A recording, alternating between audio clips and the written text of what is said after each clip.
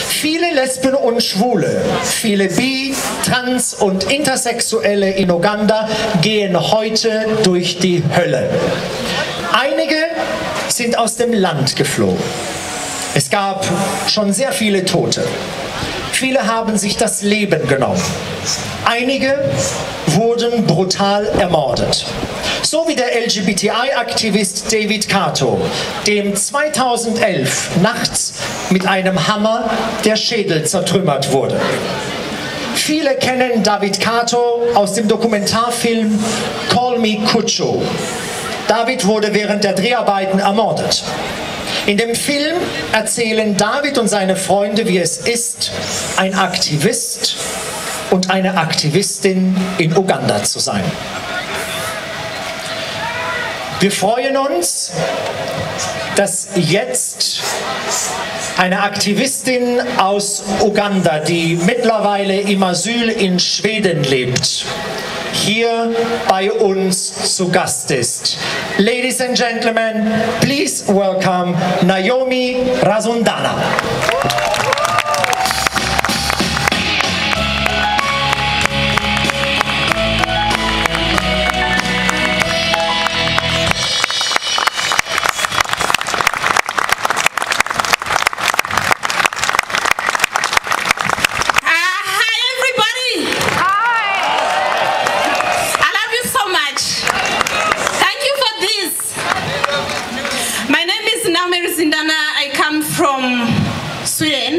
I come from Uganda, then I come from Sweden. I'm here today to speak about this day. I'm not here to celebrate it, but I'm here to weep, to cry, to remember all those that have left their lives because of their sexual orientation. I'm here today to reclaim my space that was taken away by my government, by my society, my culture, my friends, the policy, the religion, pretending, using the Bible, but supporting people to kill other people. I'm here today to say no to hatred. Say no. Say enough is enough. Enough is enough to Uganda. Enough is enough to Russia. Enough is enough to Nigeria. Enough is enough to all torture that are being torturing transgender people all over the world. Enough is enough. Thank you so much.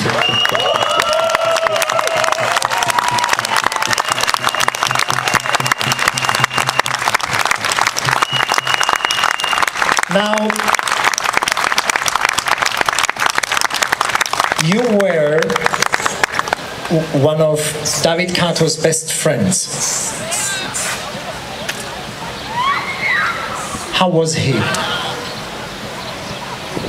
He was a good man. He was a very friendly man and very social and a strong activist.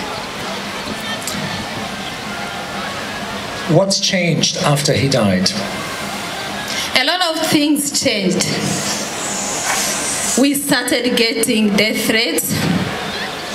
We started being outed in different tabloids in Uganda. And some of us left because of such incidences that happened to our lives. Now, David always said that leaving Uganda was not an option for him, because he said the only way for him to serve his people was to stay in Uganda. We had a conversation about this. You decided to leave Uganda together with your children. Why? David's death was an eye-opener. I had threats before his death.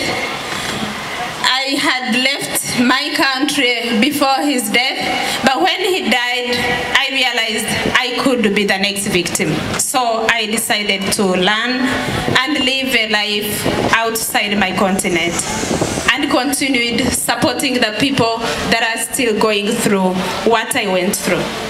You also said a very special line that touched me. Do you remember which one it was? that you can only serve your people. You can only speak out for your people if you are alive and not dead. Yes, exactly. Defending human rights starts with me.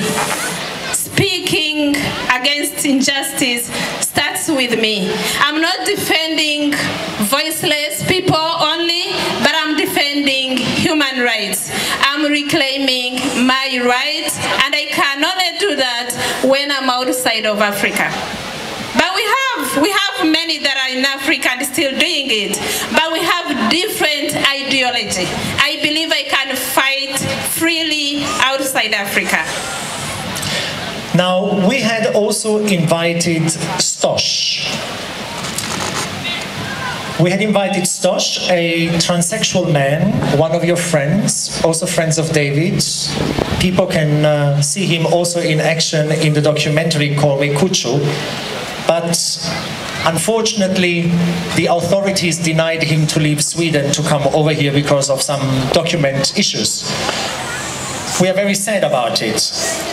Stosh's story is the story of, initially, of a lesbian woman who got raped by a friend of the family because he found her having sexual activities with another girl. What happened then? When Stosh was raped, she was raped by a relative that was working in a garden around Stosh's home. So when she was raped, she was at the same day infected with HIV and AIDS. So Stosh has lived with her sickness until one day she decided to come out and spoke about it. So she's an activist and an HIV activist. In the documentary, she tells her story about being raped because of this silly imagination where people believe that raping a woman will make her turn heterosexual. Corrective rape is very common in Africa. She contracted HIV. She became pregnant. After 5 months, she realized she was pregnant, and then they forced her for abortion. She tried to commit suicide many times, and we are very happy that she is alive. Unfortunately, she is not here with us today. She tried everything yesterday, bless her, to come.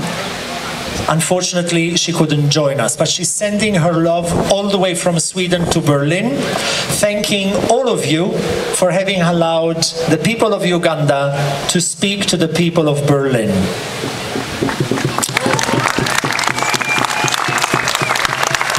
And by surprise, which we didn't know, another friend of yours, also visible in the documentary, came for some other reasons also to Berlin. And she is here, and I would like to invite her here on stage. We haven't met yet. Welcome, Kasha.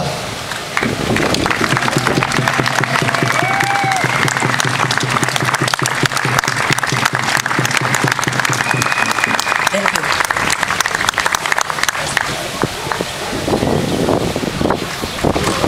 Hi. Kasha, welcome to Berlin. Thank you. I've only been here 30 minutes, but I'm already enjoying it. Great, thank you. Joined us quite late because you landed at 2 p.m. Now, where do you live at the moment? I live in Kampala, Uganda, so I'm coming straight from Kampala. What is the situation of your people, of yourself at the moment in Uganda? The situation is really very worrying. Even me, my standing on this stage today is a crime in my country. So don't be surprised if I'm arrested on my return. So the situation is really, really terrifying. We've so far documented 162 cases of eviction, of arrests, of torture, of disown, and even media. So the situation is really very worrying, and we're afraid it's just the beginning. When are you going back? Do they know that you have been here to an LGBTI event, and will you be endangered by it? I love Berlin, and I've had very good relationships with the Bundestag, with other LGBT organizations. So I'm here for a global LGBT forum, which is going to take place for the next 4 days. So I have lots of colleagues in the audience, and even today I traveled with another colleague of mine from Uganda, Dennis, who is the leader of the LGBT clinic in Uganda. Come over on stage, please. Das ist alles purer Zufall, weil die jetzt wegen einem anderen Event in Berlin sind, aber wir freuen uns, dass Sie da sind, und ich denke, wenn Sie schon da sind, dann sollten wir Ihnen auch die Bühne geben. Welcome. Nice to meet you. Dennis is in charge of the gay and lesbian, bisexual and transgender clinic that supports the LGBT people who are living with HIV, but also with other health conditions in Uganda. What is the situation at the moment in Uganda for people in medical services like yours? Can we have the microphone, please? Yeah, thank you. Thank you very much. I'm very happy to be in Berlin today. In Uganda, we have, a very high rate of HIV. And the fact that when you're LGBT, you cannot go to a hospital and clearly explain your situation to a doctor. For example, if you have an STI. So most people don't get treatment. So the rate of HIV amongst LGBT people is about 30%. So of every 10 LGBT people you're meeting, 3 of them are HIV positive, and maybe the next 5 are suffering from an STI. So it's very bad. What can we do here in Germany, for example, to support you and your people? What you can do in Germany is what you've already always been doing. To keep on speaking out and standing with us. To keep on making the message reach our government that despite the arrest, even if they kill all of us, the world is watching, and with time they will pay. And we will win. Thank you very much. Now, I hope to see you all later again, so we can have another proper chat. But before you go, we have a small present. Now, we only knew you were on stage. Now I have 2 more. You might have to discuss it out who gets it at the end, but may I have my friends here on stage, Dennis and Sebastian. Would you mind rolling it out for us?